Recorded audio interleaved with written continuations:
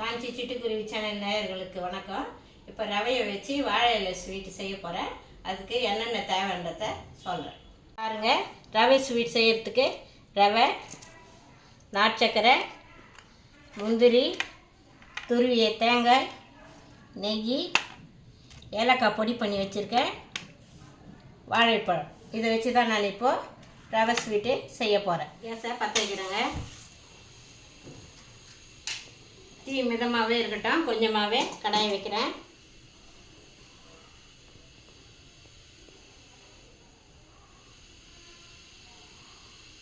கடாய் காயட்டும். கடாய் காஞ்சிச்சு. இப்போ நெய் ஊற்றுறேங்க. ஒரு 2 ஸ்பூன் அளவுக்கு நெய். தீ வந்து கம்மியாகவே இருக்கட்டும்.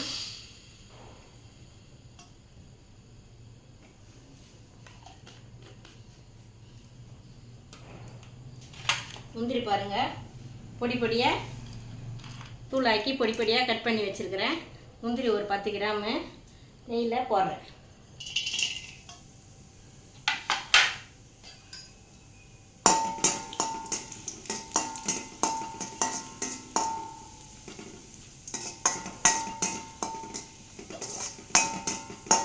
போட்டுட்டு இப்போ தேங்காயை போடுறேன். தேங்காய் சின்ன அரை முடி தேங்காய், சின்ன தேங்காயில் அரை முடி தேங்காய்.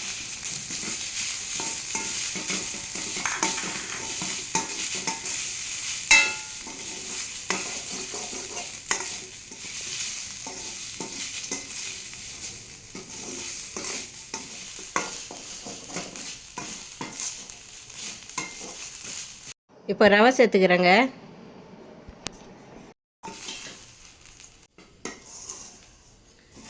ரவையை அந்த தேங்காயிலே போட்டேங்க.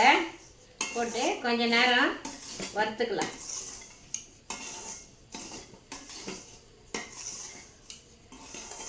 தீ வந்து மிதமாகவே இருக்கட்டும்.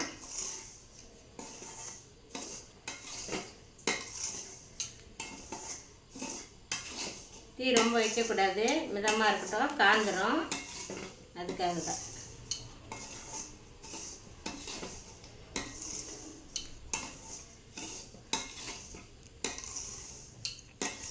ரவை பாருங்கள் வறந்துடுச்சு. ரவை வந்து வறுபட்டுடுச்சு. 400 கிராம் ரவை. நாட்டு சக்கரை வந்து 200 போட போகிறேன். அதில் பாதி.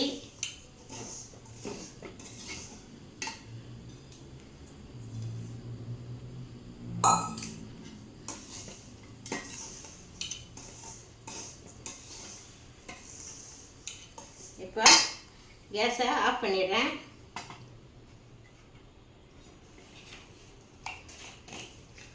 ஏலக்காய் பொடி கொஞ்சமாக போடுறேங்க. இப்போ சூடு ஆறட்டும். வாழைப்பழம் போட்டு கலக்க சொல்ல காமிக்கிறேன். பாருங்கள், 3 வாழைப்பழம் உரித்து வச்சுருக்கிறேன். நீங்கள் எந்த வாழைப்பழம் ஒன்றும் போட்டுக்கலாம். பச்சை வாழைப்பழம், மஞ்சள் வாழைப்பழம். இது வந்து கற்பூர வாழை வீட்டில் இருந்தது போடுறேன் நான். இதை போட்டு அப்படியே கலந்துக்கணுங்க.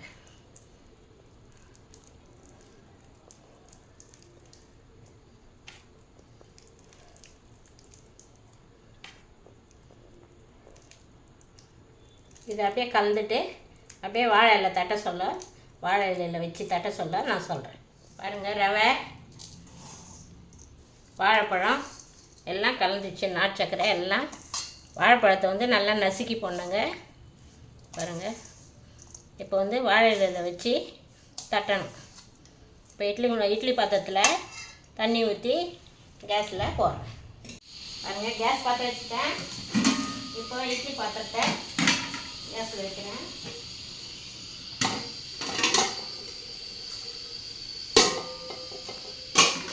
கேஸில் வச்சுட்டு இப்போ இட்லி பாத்திரத்தில் தண்ணி ஊற்றுறேன்.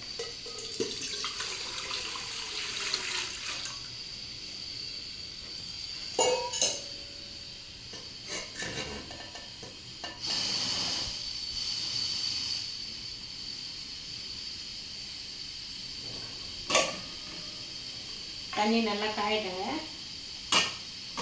பாருங்கள், தண்ணி கொதிக்குது. இப்போ இட்லி பாத்திரத்தை வைக்கிற இட்லி தட்டு. இப்போ வந்து கொஞ்சமாக நெய் தடவின்னு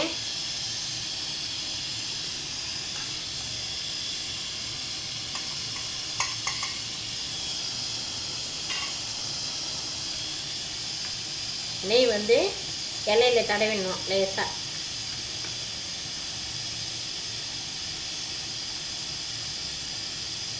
இதே மாதிரி தட்டி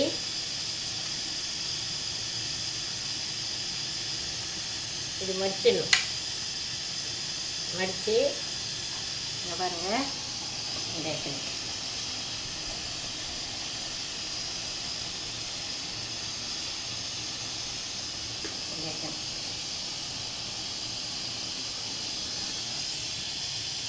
மறுபடியும் நெய் தடவி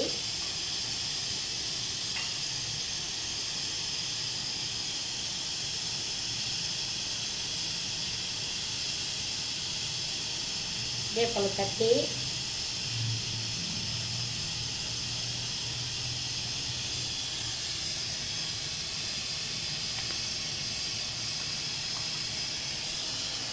அப்படியே ஆவியில் வைக்கணும்.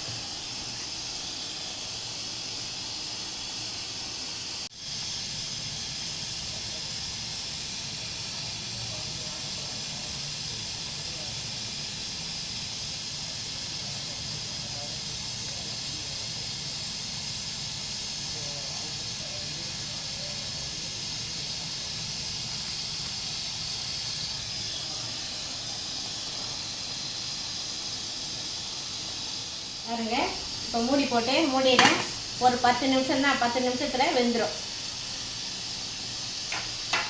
பாருங்க, 10 நிமிஷம் ஆயிடுச்சு. இப்போ வெந்துட்டு இருக்கோம். கையில் ஆவி அடிச்சிடும், அப்புறம் கை சுட்டுடும். அதனால் இப்போ கேஸ் ஆஃப் பண்ணிடுறேன். அடுத்த இடுக்கு தண்ணி இருக்குதான்னு பார்த்துட்டு இதே மாதிரி மடித்து வைங்க தட்டி. இப்போ ஒன்று ஒன்றா எடுத்துடலாம். கை சுடும், அதனால் பத்திரம்.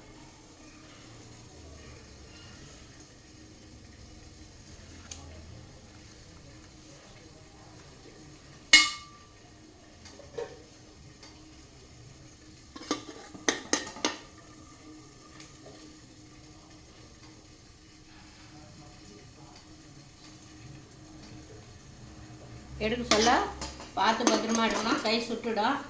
அடுத்த ஈடு வைக்க சொல்ல இட்லி குண்டானில் தண்ணி இருக்குதான்னு பார்த்துட்டு இதே மாதிரி தட்டி ஆவியில் வேக வைங்க.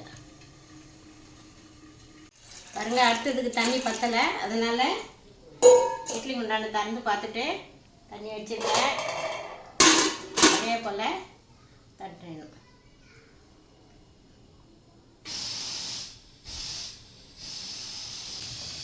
எல்லாத்தையும் இதே மாதிரி தான் ஆவியில் வச்சு வேக வச்சு எடுத்துடணும். நெய் தடவி தட்டணும், அப்போ தான் இலையில் ஒட்டாமல் வரும்.